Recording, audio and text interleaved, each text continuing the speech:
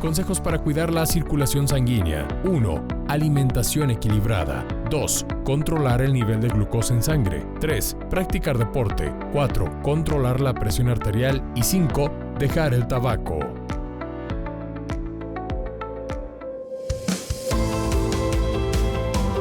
Continuamos aquí en tu programa Torre Médica, en nuestra sección de conclusiones con nuestros invitados del día.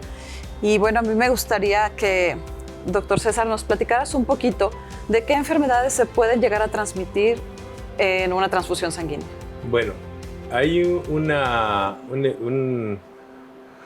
grupo de enfermedades que están obligadas dentro del escrutinio de exámenes, como son el VIH, hepatitis C, hepatitis B, Chagas, que es muy común en nuestra región, Brucela, como tal, son de las enfermedades que están obligatorias a hacer exámenes. Sin embargo, hay enfermedades emergentes o hay enfermedades que no están contempladas, por ejemplo, tener herpes virus, tener papiloma.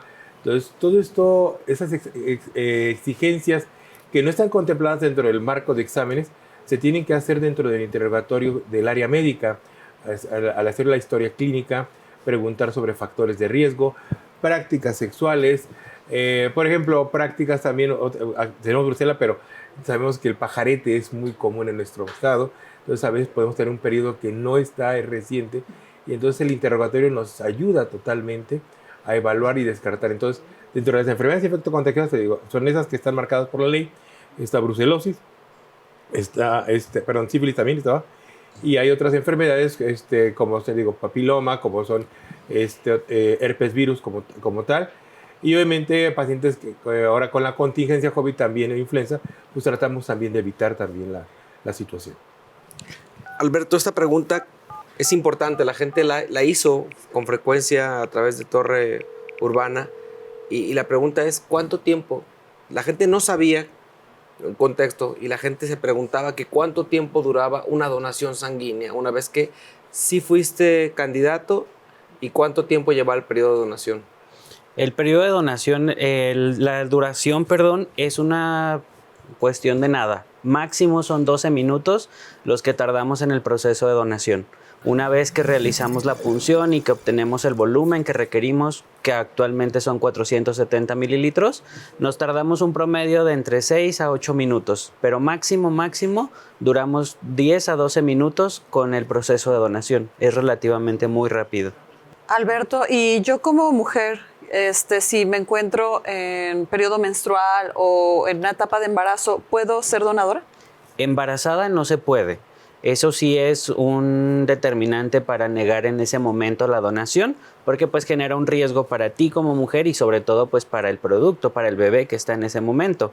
En el periodo de menstruación sí se puede, siempre y cuando se toman en cuenta distintos factores. Sobre todo aceptamos donadoras en su periodo de menstruación cuando ya están en días finales de su periodo. ¿Por qué razón? Pues porque al final de cuentas hay una pérdida sanguínea durante este proceso. Entonces nos puede afectar un poco los parámetros, como lo mencionó con anterioridad el doctor, los parámetros para la calidad. No necesariamente quiere decir que estén en ese momento enfermas, pero no cumplen con lo necesario para poder obtener pues de calidad los hemocomponentes, vaya. Doctor César, cuando alguien dona, ¿a cuánta gente puede ayudar esta donación? Esta donación puede variar. Por ejemplo, el donador, me comentaba hace rato la donación altruista y la donación relacionada o familiar. También tenemos lo que es la donación, o sea, lo que conocemos como la donación de sangre total, en la cual, o la convencional, en la cual se obtiene una unidad de sangre y se va a separar en otras 3 bolsas. Centrifugamos, separamos los glóbulos rojos, el plasma. Ese plasma lo volvemos a recentrifugar, obtenemos plaquetas y todavía si quiero, el plasma lo puedo separar y sacar una cosa que se llama crioprecipitado. O sea, yo puedo obtener 4 productos que pueden servir a 4 pacientes, ¿sí? La otra forma no convencional o universal es el método de aféresis, que aféresis quiere decir separación. Una máquina que nos permite separar el producto es lo que nosotros necesitamos. Ya sé que yo pueda querer obtener hasta, algunos bancos tienen aparatos que pueden obtener hasta 2 unidades de sangre, de paquete globular, o que queremos también obtener plaquetas principalmente, o en aspectos terapéuticos, separar y limpiar el plasma también. Entonces, la máquina de aféresis nos permite separar lo que nosotros necesitamos o deseamos. En el caso particular de la aféresis plaquetaria, si yo voy a donar una unidad de sangre, salgo con una bolsita de plaquetas, pero esa bolsita de plaquetas nada más me sirve para 10 kilos de peso. Mi receptor tiene 70 kilos, necesito 7. Y si son sangres muy difíciles, por así decir, A o O negativo, necesito 7 donadores con el mismo grupo.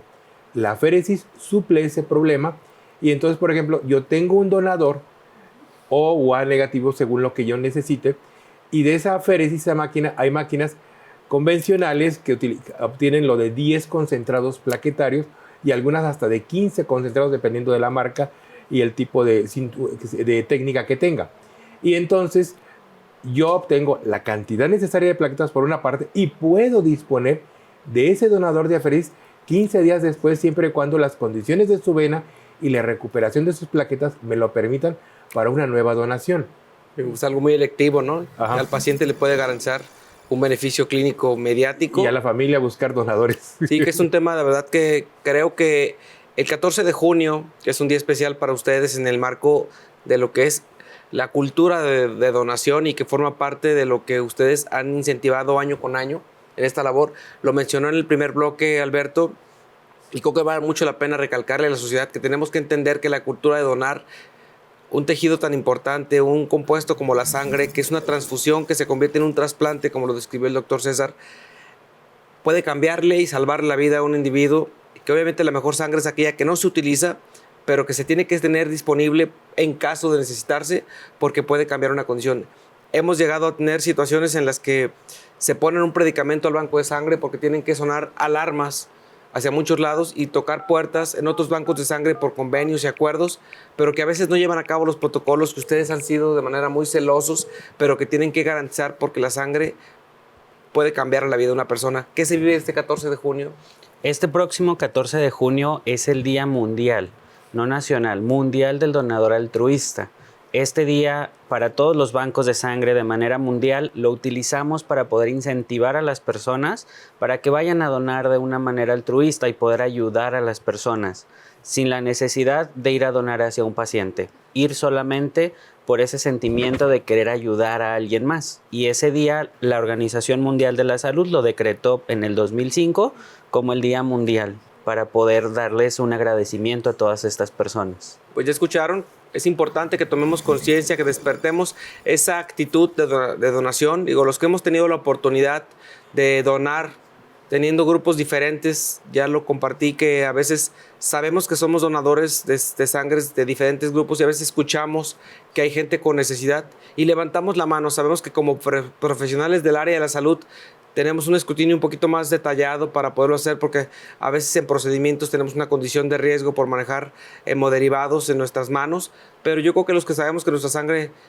pasa por una condición óptima y nuestra condición para beneficiar a alguien la tenemos que cumplir. A los dos les agradecemos mucho por ser parte de esto, a Hospital para despertar conciencia en la sociedad en una cultura tan importante como la donación de sangre. Muchas gracias y nos vamos a la sección de Glosario Médico. Continuamos en Torre Médica. Continuamos.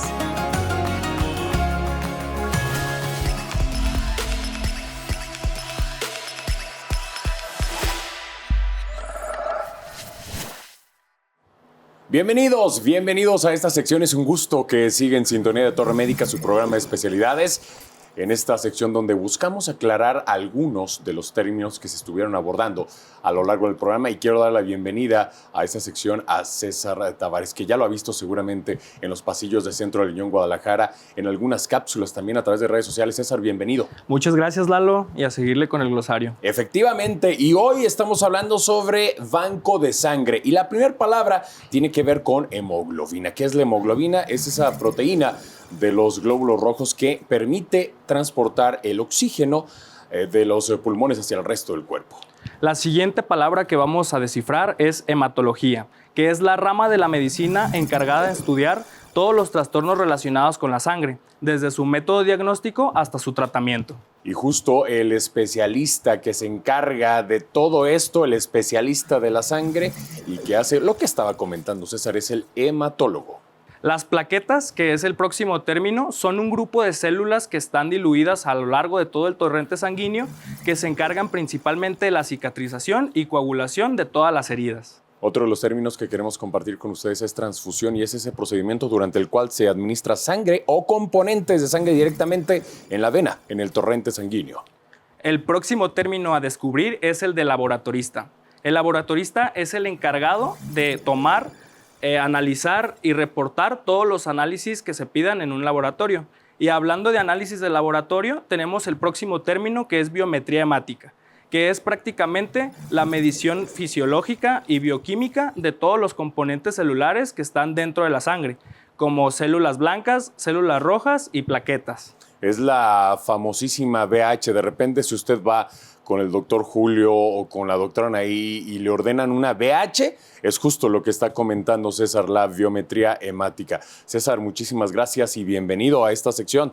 Muchas gracias, Lalo, y aquí seguiremos. Efectivamente, no se olviden de seguirlo en redes sociales y, por supuesto, a nosotros de acompañarnos semana a semana a través de los canales de Torre Médica en YouTube y, por supuesto, en radio. Deseamos que tenga excelente día y ahora sí, César, vámonos. Vámonos.